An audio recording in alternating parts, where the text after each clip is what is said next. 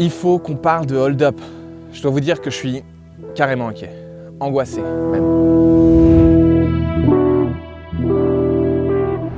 Rapidement, pour ceux qui débarquent, Hold Up, c'est un documentaire publié en ligne depuis mercredi qui se présente comme une enquête sur les mensonges, la corruption et la manipulation autour de la pandémie du Covid-19.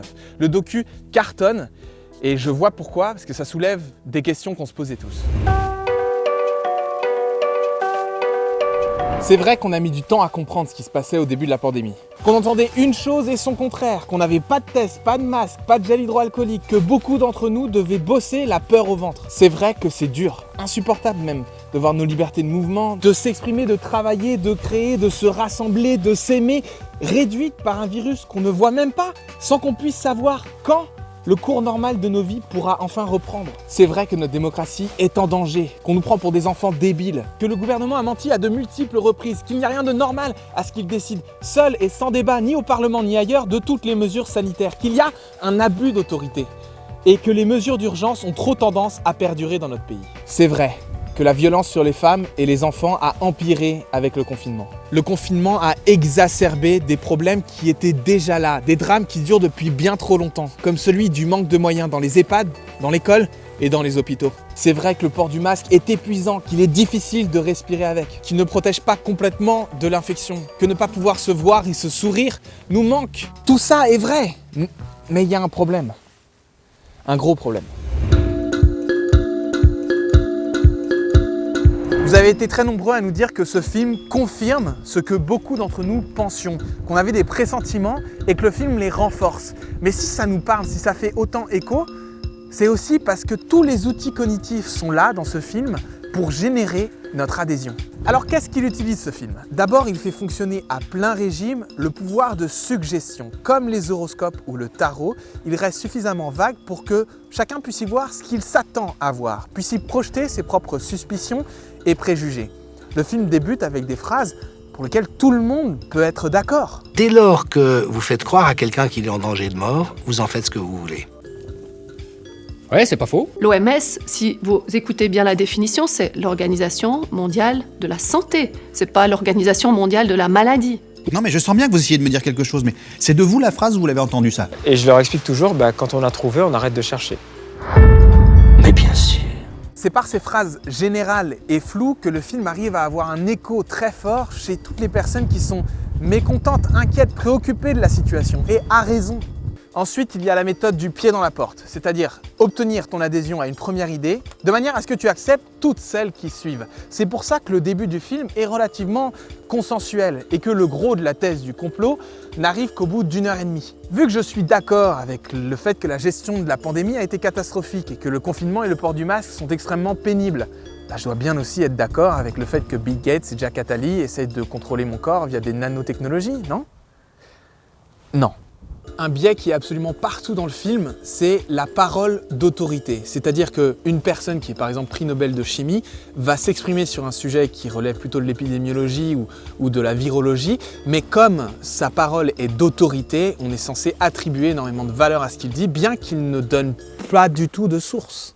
J'ai été frappé de voir qu'à de nombreuses reprises, la voix off du réalisateur nous présente un fait, mais que la conclusion qu'on est censé en tirer n'est pas explicitée. C'est un film en 3 petits points. Les élites scientifiques préfèrent miser sur un nouveau médicament à 3200 $ et surtout qu'on avale avec une seringue. 3 petits points. Alors on suppose que c'est une preuve de... Et de quoi justement? Pourquoi les réalisateurs, qui visiblement avaient des choses à dire, ne disent pas explicitement leur conclusion? Mais il y a une raison. Parce qu'en donnant des éléments de réflexion, mais sans donner la conclusion de leur argumentaire, car c'en est un, le documentaire laisse croire au spectateur qu'il tire lui-même ses propres conclusions, que c'est le fruit de son analyse, qu'elles lui appartiennent en propre et qu'elles n'ont certainement pas été soufflées par des réalisateurs. Et ça a des conséquences bien utiles pour un documentaire comme celui-là. De 1, chacun tire ses propres conclusions et croit que tout le monde tire les mêmes. Le film ne tranche pas, comme ça tout le monde est d'accord. Et de 2, l'audience va faire sienne les conclusions du documentaire. Elle va penser qu'elles émergent d'elle-même et va les défendre bien au-delà de ce documentaire lui-même, en se revendiquant comme étant une personne initiée, maintenant informée, d'une réalité qui est pourtant déformée. Qu'on soit clair, on peut et on doit réfléchir par nous-mêmes et aboutir à nos propres conclusions. Mais encore faudrait-il qu'on nous fournisse les éléments concrets qui nous permettent de fonder notre opinion. Sans la 5G, il n'y a pas d'Internet des objets, ce qu'on appelle Internet of Things. Internet of Things, c'est le maillon essentiel des UN Sustainable Development Goals 2030, qui sont la base du Great Reset. C'est aussi simple que ça. Putain la vache, je comprends pas un mot de ce que vous racontez. On peut tirer au moins 4 conclusions différentes de ce passage. Laquelle c'est ? On devrait toujours se méfier de documentaires qui nous donnent que des éléments flous, qui nous perturbent plus, qui nous aident à avoir de la clarté, qui ne nous permettent pas finalement de fonder notre opinion. Enfin, pas mal d'amis m'ont confié que le film les avait glacés d'effroi, c'est surtout la toute fin qui est construite pour ça, et les avait complètement paumés, les avait sidérés. Et c'est pas anodin, le film est vraiment construit pour produire cet effet-là, pour vous perturber. On a des prises de parole qui s'enchaînent, extrêmement rapides, pas de respiration, 37 intervenants différents, on passe d'un conducteur de VTC, de taxi à un prix Nobel de chimie, les sujets sautent toutes les minutes et ce pendant 2h45. Pas étonnant que ça vous paume. Et en soi, ce serait pas très grave si le seul problème ce serait qu'on sorte du film en se disant « Eh bah bordel, j'ai rien compris !» Mais ça va plus loin. Hold Up nous rend vulnérables en abattant nos murailles, et ce, pour longtemps. Car le film invite les spectateurs à changer nos habitudes d'information. Plusieurs fois dans le film, des personnes interviewées nous disent qu'on devrait s'informer autrement et abandonner les médias mainstream. Moi, j'ai plus la télévision depuis 15 ans, donc je suis désintoxiquée. Donc je vais chercher mes informations ailleurs. Tout le monde peut le faire. Très bien! Mais ça veut dire quoi exactement ailleurs ? Le documentaire ne propose pas de croiser les sources, de construire son opinion avec une diversité de points de vue, ni d'ailleurs de s'informer via des médias indépendants, rédigés par des journalistes qui doivent rendre des comptes à des comités de rédaction, comme c'est le cas pour Bastamag, Reporter ou Mediapart. Non, ce que nous dit comme le documentaire, c'est à qui on ne doit pas se fier. On ne doit pas se fier à la science, on ne doit pas se fier au gouvernement, aux experts, et surtout pas aux médias mainstream. Alors, on n'a plus qu'à se fier à eux, les citoyens éclairés qui mènent l'enquête pour nous. Donc on doit faire confiance à des personnes qui nous parlent de médecine sans avoir fait de médecine, à des scientifiques mis au banc par leur communauté, à des journalistes qui ne suivent aucune méthodologie. Lisez François, nous dit le documentaire, un journal qui a viré les 4 derniers journalistes de sa rédaction et qui est maintenant rédigé par des gens qui sont anonymes et n'ont aucun compte à rendre à personne. Pourquoi on n'en parle pas de cette création? Pourquoi on refuse de l'entendre, ça? Parce qu'il y a ce qu'on appelle en anglais un cover-up général. Ça, c'est extraordinaire. Hold Up est truffé de mensonges et sous prétexte de vouloir lutter contre le gouvernement par la peur, ne rend le spectateur qu'encore plus vulnérable et terrifié. Sommé de se couper de toute source d'information fiable pour ne s'informer, on ne sait plus trop comment. Alors il n'est pas trop tard pour corriger le tir, mais malheureusement, les médias mainstream sont en train de tomber tête baissée dans le piège qui leur est tendu.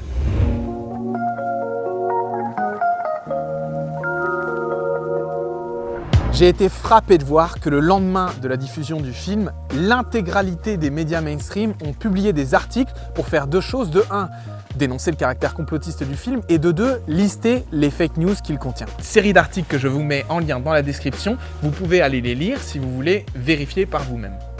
Le moins qu'on puisse dire, c'est que ça n'a pas eu l'effet escompté, mais alors pas du tout. L'intégralité des personnes qui ont vu le film y ont plutôt vu une preuve que les médias mainstream désinforment et censurent.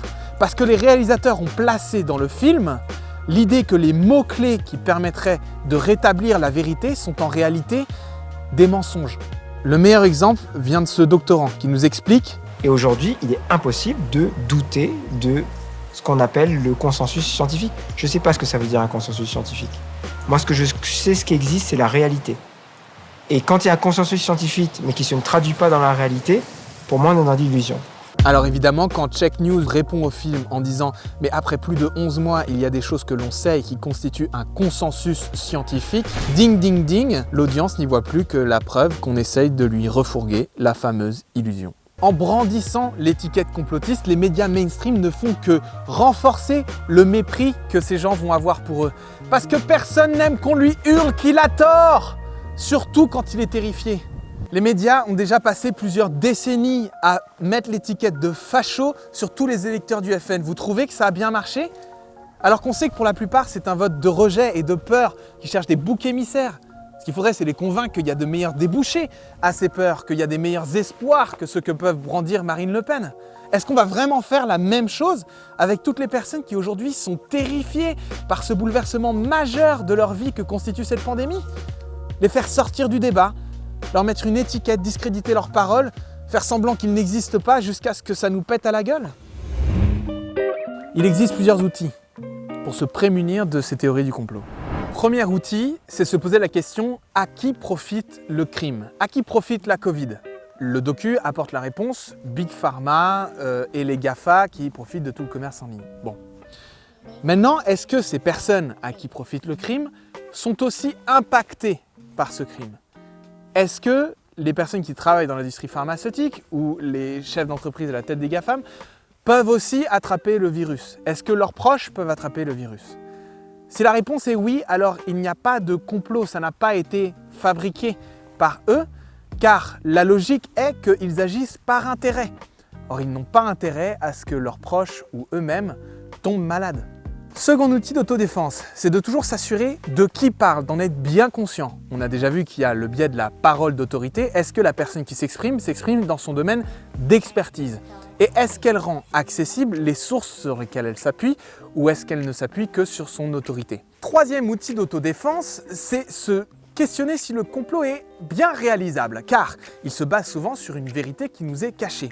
Alors, il faut se poser la question, combien de personnes devraient garder le secret pour que le complot se réalise? Parce que si on parle de plus d'1 million de personnes, de tous les membres du gouvernement, de la classe des médias, de la Big Pharma dans son ensemble, et que personne pendant des mois ne dévoile ce grand secret qui pourtant est accessible sur Internet en quelques clics, alors c'est peut-être qu'il n'y a pas de grands secrets et qu'on est juste face à la triste réalité des choix économiques, sociaux, humains et d'une pandémie.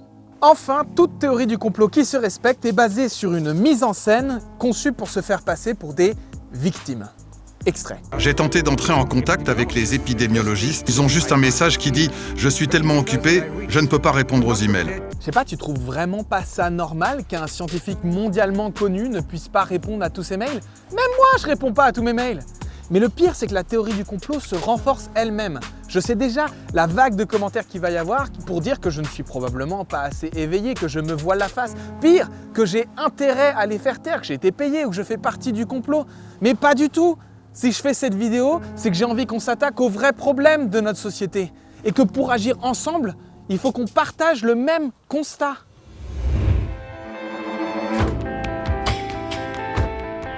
Alors qu'est-ce que tu obtiens après 2h45 de films glaçants qui à la fois abondent dans notre sens et nient tout ce qu'on croit savoir de la réalité? Tu obtiens des spectateurs qui sont tout simplement perdus, qui n'ont plus de repères, qui ne peuvent intellectuellement pas, c'est impossible, distinguer sur 2h45 le vrai du faux tout démêlé. La culpabilisation est un des derniers ressorts de ce film. Qu'est-ce qu'on a fait à nos aînés? Qu'est-ce qu'on est en train de faire à nos enfants? Ceux qui n'ont pas vu, comme je l'ai dit, que la dictature au niveau mondial était en train d'avancer à grands pas, n'ont encore rien vu et je ne sais pas ce qu'ils pourront dire à leurs enfants, s'ils en ont, de ne pas s'être battus pendant que les choses étaient encore malléables et qu'on pouvait encore éventuellement résister. Pour moi, c'est ce sentiment de culpabilité qui explique le mieux la diffusion de ce documentaire. On l'a vu dans vos messages. Diffusez le docu, faites-le pour nos gosses, pensez à leur avenir et à ce que nous laissons faire ou non. Il y a un vrai sentiment d'urgence, de péril et je comprends parfaitement pourquoi. Si moi aussi j'avais le sentiment d'avoir reçu une information capitale sur un grand complot qui allait nous mettre tous en esclavage et réduire l'avenir de nos gosses à néant, que la deadline en plus était dans 1 an, mais si je diffuse pas le message, qu'est-ce que je vaux? Je suis moins qu'un lâche, je suis un collabo. Un autre ressort explique bien la diffusion du film, c'est que si j'ai conscience du péril grâce à ce docu, mais que rien dedans ne m'est proposé pour agir dessus, à minima, il faut que je le diffuse. Et c'est ça qui me tue le plus avec ce documentaire. Ce qui me met vraiment en colère, c'est que ce documentaire, il parle de problèmes réels, ceux qu'on a listés dans la première partie de la vidéo, mais il propose même pas de lutter contre, de rétablir la justice. Quand est-ce que les gens vont ouvrir les yeux et réagir? Mais réagir comment? Faire quoi? Parce que là, le documentaire nous laisse juste comme ça, paralysés sur le cul. Alors que bordel, il y a plein de gens qui sont déjà en train de lutter et qui auraient besoin qu'on les rejoigne. Si je suis indigné que Jeff Bezos ait doublé sa fortune en 6 mois et qu'en plus il serait de ceux qui veulent me transhumaniser la gueule, mais qu'on me propose de boycotter Amazon à minima, de bloquer Amazon comme le font Attaque et les Amis de la Terre, ou même d'empêcher Amazon de construire des hangars comme le font une vingtaine de collectifs en France. Le prix à payer pour raconter cette fable d'un virus fabriqué en laboratoire, c'est invisibiliser totalement que le Covid-19 est dû à la déforestation intensive qui a supprimé les barrières biologiques entre la faune sauvage et les êtres humains. Ce constat devrait nous pousser à lutter contre cette déforestation et à protéger le vivant. Mais non, tout ça passe à la trappe. Les théories du complot m'insupportent particulièrement parce qu'elles encouragent les gens à ne plus voir le monde comme une bataille politique des idées, mais comme quelque chose de déterminé, joué d'avance. Nous, pauvres gens, on ne serait que les dindons d'une farce décidée par Bill Gates ou Jacques Attali. La conséquence est dramatique. On laisse faire, on est passif devant le jeu politique, on attend une fin hypothétique où de toute façon on serait les grands perdants, qu'on agisse ou non. C'est tout le contraire de ce que je défends. Je suis inquiet de la direction que prend notre société, de ses fragilités. Je suis en colère contre les injustices qui la caractérisent et je lutte pour que ça change. Le cœur de la chaîne Partager c'est sympa, c'est de ne pas renoncer, de chercher à comprendre, de trouver les leviers et de proposer à qui le souhaite d'agir dessus. On ne propose pas d'analyse simpliste, parce qu'on veut pouvoir agir sur le réel. Contrairement à ce documentaire qui ne nous propose que de devenir des soldats d'Internet, puisque rien d'autre n'est envisagé. Ma crainte est que les personnes qui visionnent Hold Up en sortent plus vulnérables, plus confuses, plus manipulables qu'elles ne l'étaient avant. Qu'en ce moment même, on soit en train de s'écharper dans nos groupes d'amis, dans nos familles, entre ceux qui y croient, ceux qui y croient pas, sans qu'on soit réellement en mesure de savoir sur quoi on n'est pas d'accord, vu que le docu est tellement flou. Et au vu de sa diffusion, que ça forme une masse de gens qui n'ont plus trop de repères et qui puissent être facilement rattachés à un individu providentiel qui va leur promettre de make friends great again et de foutre en tôle tous les responsables hypothétiques du complot. Et que pendant ce temps-là, les vrais problèmes du monde continuent d'empirer. Cette vidéo est notre contribution pour éviter ce scénario. Alors partagez-la, envoyez-la à vos proches qui ont vu ou comptent voir Hold Up et surtout, parlez-en.